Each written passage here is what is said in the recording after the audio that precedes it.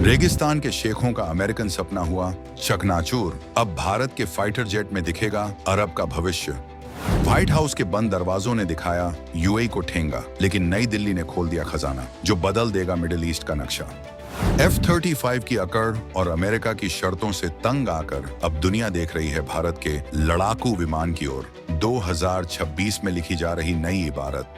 दोस्तों, दुनिया में दोस्ती और दुश्मनी का पैमाना सिर्फ एक चीज तय करती है, जरूरत। जब जरूरत बदलती है तो इतिहास के पन्ने भी पलट जाते हैं। आज मिडिल ईस्ट में एक ऐसा ही भूचाल आया है जिसने अमेरिका के पैरों तले जमीन खिसका दी है। यूएई, जो अमेरिका का सबसे भरोसेमंद साथी माना जाता था, आज उसी अमेरिका की शर्तों के आगे घुटने टेकने से इनकार कर चुका है। उनका सपना था दुनिया का सबसे बेहतरीन फाइटर जेट F-35 पाना, लेकिन अमेरिका ने अपनी तकनीक पर ऐसी कुंडली मारी कि यूएई का सब्र जवाब दे गया। और ठीक इसी वक्त जब अरब के रेगिस्तान में मायूसी छाई थी, पूरब से एक नई उम्मीद की किरण उठी है, भारत का एम का। ये सिर्फ एक जहाज नहीं, बल्कि भारत का वो ब्रह्मास्त्र है जो अब दुनिया की महाशक्तियों को टक्कर देने के लिए तैयार है। क्या भारत अब अमेरिका के जबड़े से एक ऐतिहासिक डील छीनने वाला है? क्या अब्बू धाबी के आसमान में अब मेड इन इंडिया एमका की गूंज सुनाई देगी? हम आपको बताएंगे इस धमाकेदार खबर की पूरी कहानी, तो बने रहिएगा वीडियो पर। और इस संबंध में आपके जो भी विचार हों, कमेंट में लिखकर जरूर बताइएगा। जनवरी 2026 का महीना मिडिल ईस्ट की जियोपॉलिटिक्स में एक बड़ा मोड़ लेकर आया है। अबू धाबी के शाही महलों में चल रही फुसफुसाहट अब एक खुले ऐलान में बदल चुकी है। यूएई के एक वरिष्ठ अधिकारी ने साफ कर दिया है कि F-35 फाइटर जेट पाने का उनका सपना अब लगभग खत्म हो चुका है। सोचिए, 23 अरब डॉलर यानी करीब 1.9 लाख करोड़ रुपए की डील जो किसी भी देश की तकदीर बदल सकती थी, वो आज रद्दी की टोकरी में पड़ी है। वजह, अमेरिका की तानाशाही शर्तें। अमेरिका चाहता था कि यूएई फाइटर जेट तो ले, लेकिन उसे उड़ाने की चाबी वॉशिंगटन के पास ही रहे। कब उड़ाना है, कहां उड़ाना है और किसके खिलाफ उड़ाना है, ये सब अमेरिका तय करेगा। ये किसी भी स्वाभिमानी देश को मंजूर नहीं हो सकता था। यूएई को एक ऐसा हथियार चाहिए था जो उसकी अपनी सुरक्षा के लिए हो, न कि अमेरिका की कठपुतली बनकर रहने के लिए। और यहीं पर अमेरिका से चूक हो गई। उसने अपने गुरूर में एक ऐसे दोस्त को नाराज कर दिया जो अब विकल्पों की तलाश में है। और दुनिया जानती है कि जब शेर भूखा होता है तो वो शिकार के लिए नई मान तलाशता ही है। अब यूएई के सामने समस्या यह है कि उसके पास 5वां जनरेशन फाइटर जेट का कोई विकल्प नहीं बचा है। राफेल उनके पास है, F-16 उनके पास है, लेकिन भविष्य के युद्ध स्टेल्थ के हैं, यानी ऐसे जहाज जो रडार पर दिखाई न दें। चीन का J-20 वो ले नहीं सकते क्योंकि इससे अमेरिका पूरी तरह दुश्मन बन जाएगा। रूस का Su-57 अभी भी भरोसेमंद नहीं माना जाता और उस पर दुनिया भर के प्रतिबंध लगे हैं। बचा क्या? दक्षिण कोरिया का KF-21? जी नहीं दोस्तों, KF-21 अभी सिर्फ एक 4.5 जनरेशन का जहाज है। उसका असली 5वां जनरेशन अवतार, जिसमें हथियार अंदर छिपे होते हैं, इंटरनल वेपन बे, वो 2035 से पहले नहीं आने वाला।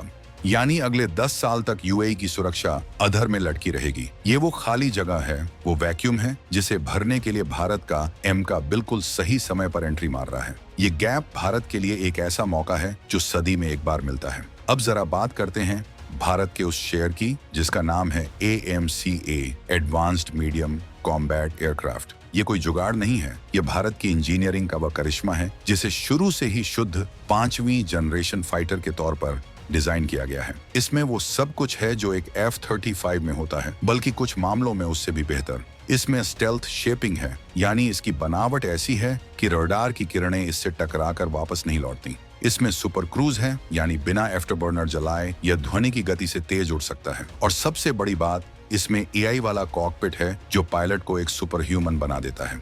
एमका को डिजाइन ही ऐसे किया गया है कि यह भविष्य के किसी भी युद्ध में दुश्मन को दिखाई देने से पहले ही उसे खत्म कर दे। 2035 तक यह भारतीय वायुसेना की रीढ़ बन जाएगा। लेकिन सवाल यह है कि क्या यह सिर्फ भारत के लिए होगा? यहीं पर कूटनीति का असली खेल शुरू होता है। भारत के पास एक ऐसा प्रोडक्ट है जिसकी दुनिया को भूख है, और वह भी बिना किसी राजनीतिक नखरे के। अब आप पूछेंगे कि भारत को यूएई को यह ऑफर क्यों देना चाहिए? क्या हमें अपनी तकनीक अपने पास नहीं रखनी चाहिए? दोस्तों, 21वीं सदी में युद्ध अकेले नहीं लड़े जाते और न ही हथियार अकेले बनाए जाते हैं। 5वीं जनरेशन फाइटर जेट बनाना एक बेहद महंगा सौदा है। इसमें अरबों खरबों डॉलर लगते हैं। अगर यूएई जैसा अमीर देश इस प्रोजेक्ट में पैसा लगाता है तो भारत के सिर से वित्तीय बोझ काफी हल्का हो जाएगा। दूसरा फायदा, रफ्तार। जब पैसा पानी की तरह बहेगा तो रिसर्च और डेवलपमेंट की गाड़ी भी बुलेट ट्रेन की रफ्तार से दौड़ेगी। हम ज्यादा प्रोटोटाइप बना पाएंगे, ज्यादा टेस्टिंग कर पाएंगे और एमका को तय समय से पहले आसमान में उतार पाएंगे। और तीसरा सबसे बड़ा फायदा, यूएई की डिफेंस इंडस्ट्री। यूएई ने पिछले कुछ सालों में कंपोजिट मटेरियल और हाईटेक मैन्युफैक्चरिंग में महारत हासिल की है। अगर दोनों देश मिल जाएं तो यह एक और एक 11 वाली बात होगी। अब यूएई के नजरिए से सोचिए, अगर भारत उन्हें एमका प्रोग्राम में पार्टनर बनाता है तो उन्हें क्या मिलेगा? उन्हें मिलेगा सम्मान और स्वामित्व। अमेरिका उन्हें सिर्फ एक ग्राहक समझता है, पैसे दो, जहाज लो और चुपचाप बैठो। लेकिन भारत उन्हें को क्रिएटर बना सकता है, यानी जहाज के डिजाइन से लेकर उसके सॉफ्टवेयर तक यूएई की हिस्सेदारी होगी। सबसे बड़ी बात, उन्हें तकनीक का एक्सेस मिलेगा। अमेरिका कभी भी अपने फाइटर जेट का सोर्स कोड किसी को नहीं देता, चाहे वो कितना भी करीबी दोस्त क्यों ना हो। इसका मतलब है कि आप उस जहाज में अपनी मर्जी से एक नई मिसाइल भी नहीं लगा सकते। लेकिन भारत के साथ ऐसी कोई बंदिश नहीं होगी। यूएई भविष्य में अपनी जरूरतों के हिसाब से एमका को अपग्रेड कर पाएगा। यह स्ट्रेटेजिक ऑटोनॉमी है जिसके लिए आज हर देश तड़प रहा है। अगर ये डील हो जाती है तो ये अमेरिका और चीन दोनों के लिए एक जोरदार तमाचा होगी। अमेरिका के लिए इसीलिए क्योंकि पहली बार मिडिल ईस्ट का कोई बड़ा देश अमेरिकी छत्र छाया से निकलकर एक नए ध्रुव की तरफ जाएगा। ये साबित करेगा कि दुनिया अब यूनिपोलर नहीं रही, जहां सिर्फ अमेरिका की चलती थी। भारत एक नए वैश्विक शक्ति के रूप में उभरेगा जो न सिर्फ अपनी सुरक्षा कर सकता है बल्कि दूसरों को भी सुरक्षा दे सकता है। और चीन तो यही चाहता था कि अमेरिका के हटते ही वो अपना J-31 या J-20 यूएई को चिपका दे। लेकिन अगर भारत वहां घुस गया तो चीन के मंसूबों पर पानी फिर जाएगा। भारत और यूएई की यह जुगलबंदी हिंद महासागर से लेकर फारस की खाड़ी तक एक ऐसा सुरक्षा कवच बना देगी जिसे भेदना ड्रैगन के बस की बात नहीं होगी। ये India UAE air power axis बनेगा जो एशिया की जियोपॉलिटिक्स को हमेशा के लिए बदल देगा। बेशक ये रास्ता आसान नहीं है। आलोचक कहेंगे कि इतनी संवेदनशील तकनीक किसी दूसरे देश को देना सुरक्षित नहीं है। प्रोजेक्ट मैनेजमेंट की जटिलताएं बढ़ जाएंगी। क्या भारत इतने बड़े प्रोजेक्ट को संभाल पाएगा? ये सवाल वाजिब है, लेकिन इतिहास गवाह है कि जो जोखिम नहीं उठाता वो कभी बड़ा नहीं बनता। ब्रह्मोस मिसाइल इसका सबसे बड़ा उदाहरण है। जब भारत और रूस मिले तो दुनिया की सबसे बेहतरीन सुपरसोनिक क्रूज मिसाइल बनी। एमका भी अगला ब्रह्मोस बन सकता है, लेकिन हवा में। भारत सरकार ने हाल ही में एमका के लिए एक नए मॉडल को मंजूरी दी है जिसमें प्राइवेट कंपनियों को भी शामिल किया गया है, यानी टाटा, अडानी और एल&टी जैसी कंपनियां अब इस मिशन में जुटेंगी। अगर इसमें यूएई का पैसा और जुनून भी जुड़ जाए तो सफलता की गारंटी पक्की है। तो दोस्तों, निष्कर्ष साफ है, यूएई का अमेरिकन सपना टूटना भारत के लिए एक अवसर है, एक दस्तक है। अब गेंद भारत के पाले में है। क्या हम सिर्फ अपनी सीमाओं की रक्षा करने वाले देश बने रहेंगे या हम एक ग्लोबल प्लेयर बनकर दुनिया के हथियारों के बाजार में अपनी धमक जमाएंगे?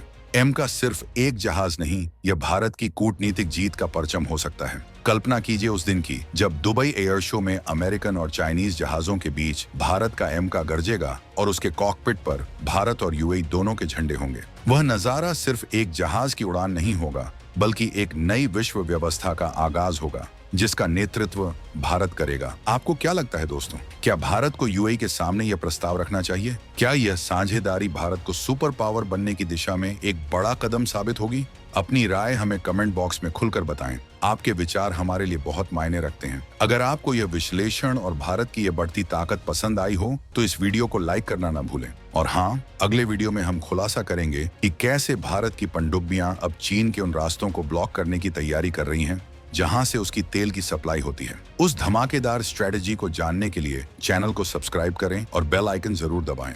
मिलते हैं अगले वीडियो में। जय हिंद, जय भारत।